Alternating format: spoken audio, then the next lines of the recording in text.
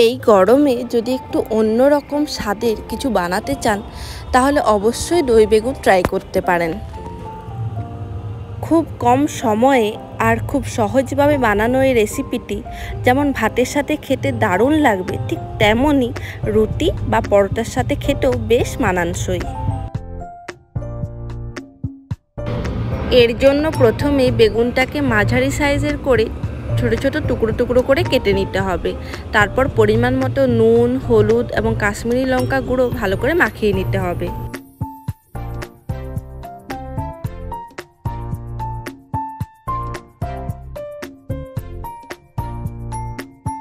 এরপর একটা মিক্সার গ্রাইন্ডারে নিয়ে নেব দই। দইয়ের সাথে কয়েকটা লঙ্কা, কয়েকটা ড্রাই ফ্রুটস আর গোটা পোস্ত নিয়ে নেব।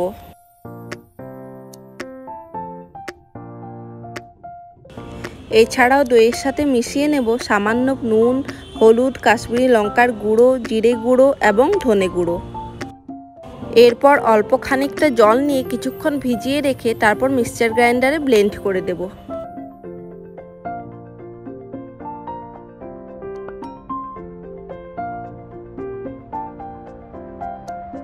এরপর একটা প্যানে সরষের তেল নিয়ে তাতে বেগুনগুলো ছেড়ে দেব যাতে ভালোভাবে ফ্রাই হয়ে যায়।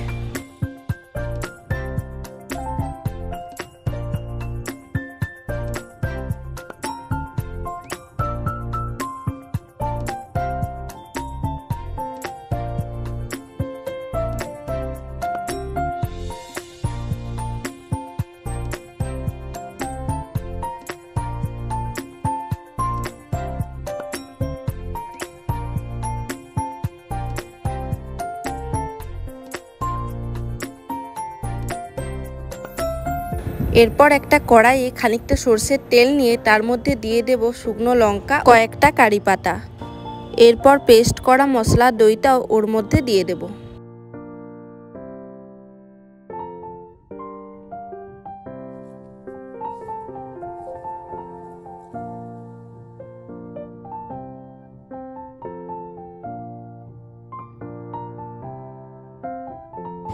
এক চামচ মতো চিনি এর মধ্যে দিয়ে দিলাম।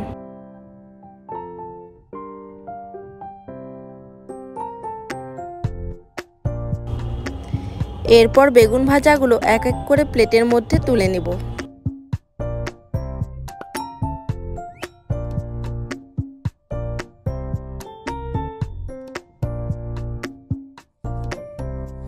বেগুন ভাজা আর দই দুটোই রেডি। এরপর আর কি, বেগুন ভাজাগুলোর ওপর এবার ধীরে ধীরে দইয়ের পেস্টটা দিয়ে দেব যাতে দই আর বেগুন ভাজা দুটোই ভালোভাবে মিশে যায়।